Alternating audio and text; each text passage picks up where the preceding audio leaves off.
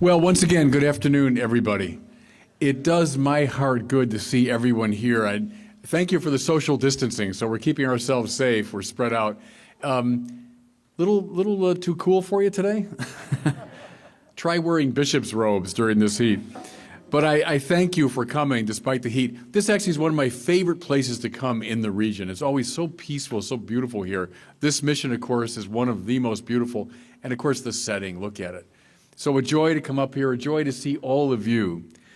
And, you know, we're celebrating, as I mentioned, the Feast of the Queenship of Mary.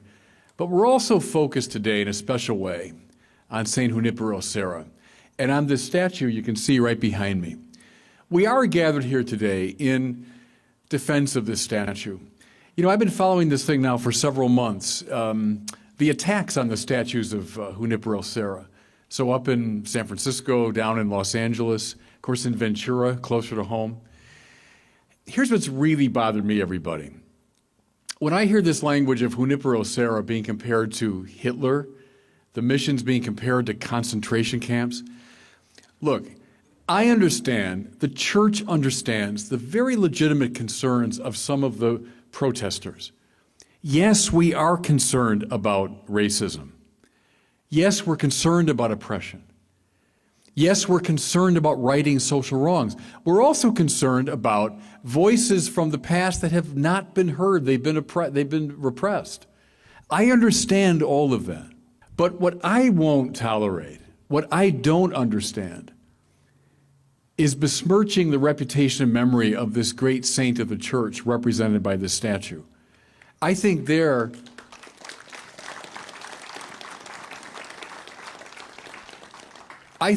we have to draw the line, and we have to tell the story of Junípero Serra, because the problem is his story is being told by many others who are getting it at best only partially right. I think we have to stand with this great saint. I was privileged, it was just 5 years ago, when Pope Francis himself came to our shores. He came to Washington, and I was there for the Mass of canonization, this beautiful moment. Francis himself, there's no one on the world stage today who's a greater friend of the marginalized, the oppressed, the poor, nobody more sensitive to the very legitimate concerns of people today. And he presided with great enthusiasm over the canonization of Junípero Serra. You know, I think, friends, what's happening is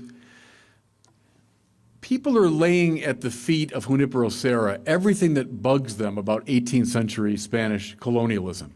And let's be honest, there was plenty wrong with 18th century Spanish colonialism. But in my judgment, this is not the right man to blame for those problems. And I think we need to tell his story and resist this crude characterization of him as somehow the moral equivalent of Hitler and these beautiful missions, the equivalent of concentration camps. That's just nonsense. So let me say a few words about Junípero Serra to remind you of who this man was and what he stood for. He was born Miguel Serra, that was his original name, his baptismal name, on that beautiful island of Mallorca off the coast of Spain in 1713. So Serra would have been a slightly older contemporary of the founding fathers of our country, Washington, Jefferson, Franklin, etc. He joins the Franciscan order as a young man of 16. And he took the name Junípero after brother Juniper, who was the best friend of St. Francis. He becomes a highly regarded theologian in the Franciscan order. I know some of the novices and seminarians know the name John Duns Scotus, the greatest of the Franciscan scholars. And Serra became himself a great student of Duns Scotus, a very highly regarded academic. Well-loved, well-regarded, established in his career. At the age of 35, which at that time was fairly advanced in life, he takes the extraordinary decision to leave his rather comfortable life behind and come to the New World as a missionary. You know, it's hard for us to imagine, we who hop on airplanes and we travel around the whole world in a few hours. But to leave Mallorca at his time, at the age of 35, to come to the New World meant, and he knew it, he'd never go home again. That's why Serra was unwilling even to say goodbye to his parents. You know, he couldn't face them knowing he'd never see them again. He comes across the ocean. He lands at Veracruz on the east coast of Mexico. He makes his way by foot to Mexico City. He wanted to do it in the very poor Franciscan way. And on that journey, something happened to him. Either it was a snake bite or an insect bite or something, but he got an infection in his leg, which meant that for the rest of his life, walking was always very painful for him. He covered thousands of miles on foot, and all of it in pain. He gets to Mexico City, his first stop, and here he reminds us of so many people today, his first stop was the shrine of Our Lady of Guadalupe, to whom he was deeply devoted. He then spends about 12 years in the region north of Mexico City doing the work of the church, preaching especially. Then he goes to the missions the Jesuits had established in Baja California, worked there for many years. Finally, in his 50s, which at the time was to be a pretty old man, he made his way to our part of the world, to Alta California, and established that wonderful series of missions we know all the way from San Diego to San Francisco. He dies in 1784. And he's buried at that beautiful mission. I'm sure a lot of you have been there, the beautiful mission in Carmel. So what do we make of this man and his work? Look, it's certainly true that the missions were often accompanied by presidios. That's true. Military and political establishments. It's also true that the Spanish military traveled with Serra as he established his missions. But here's the thing, everybody, which is eminently clear. Just the most cursory survey of the history about Junípero Serra shows.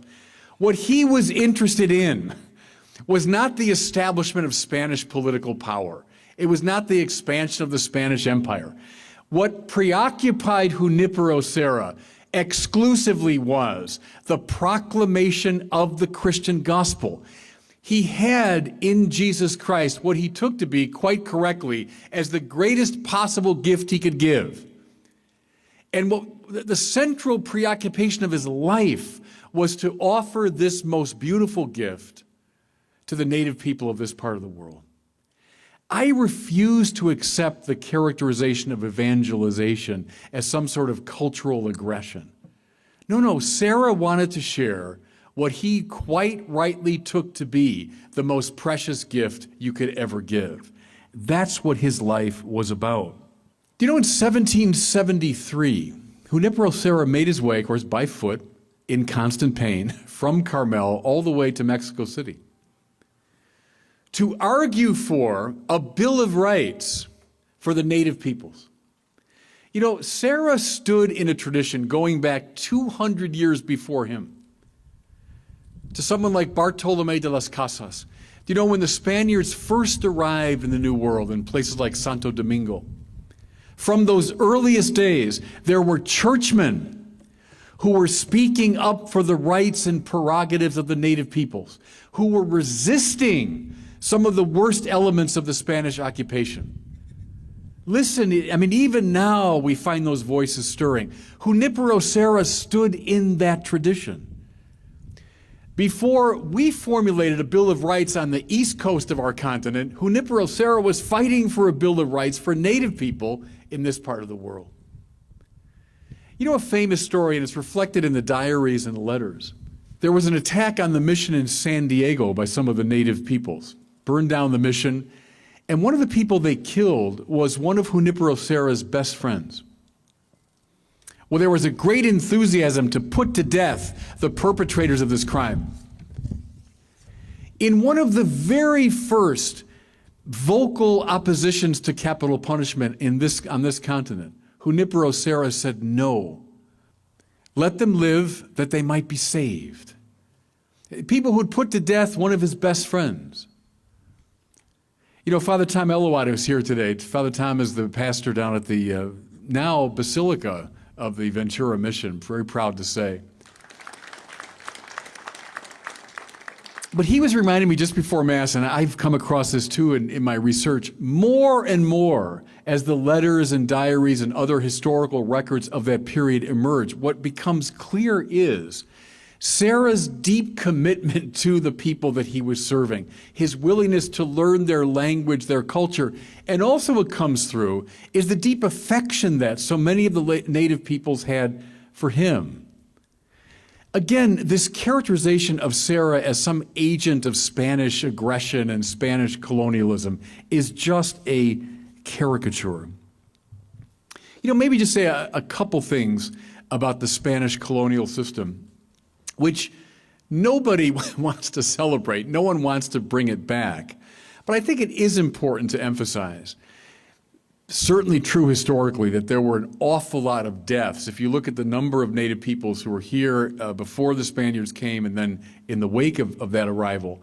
But it's certainly fair to observe that the overwhelming majority of those deaths were caused not by abject cruelty, but rather by disease. And I think there's a very clear consensus historically around that.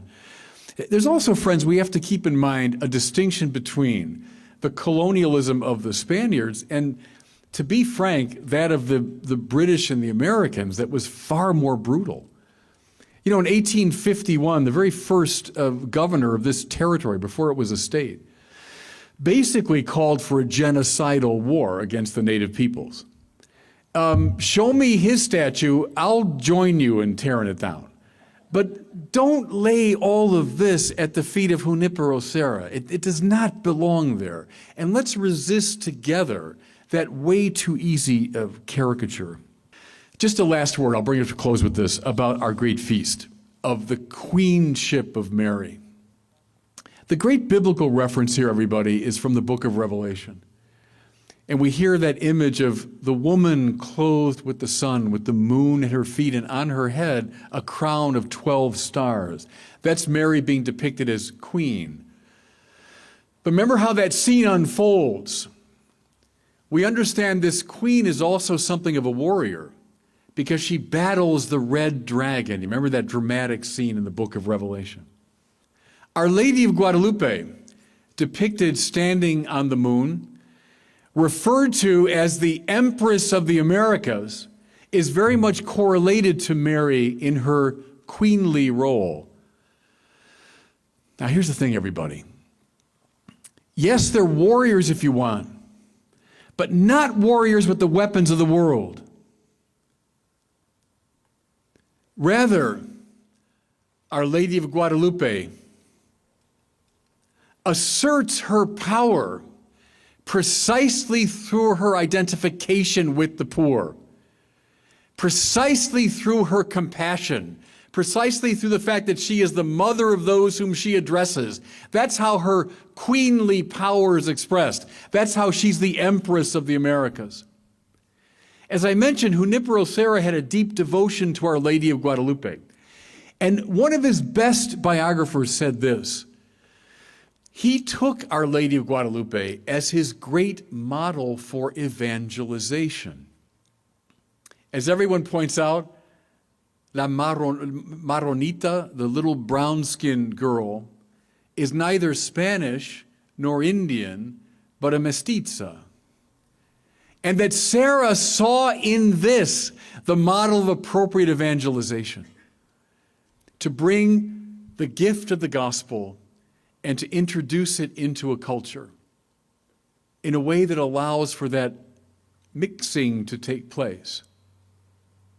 Can I suggest now, as we bring this to a close, that we look now not so much to the past, but look to the present and look to the future. Under the queenship of Mary, led by the Empress of the Americas, under the direction of Our Lady of Guadalupe, who inspired Junípero Serra, may we too unleash the power of the gospel, which is precisely the power of compassionate love. Let's go forth in that spirit, everybody. And that's how we best give honor to the great saint, Junípero Serra.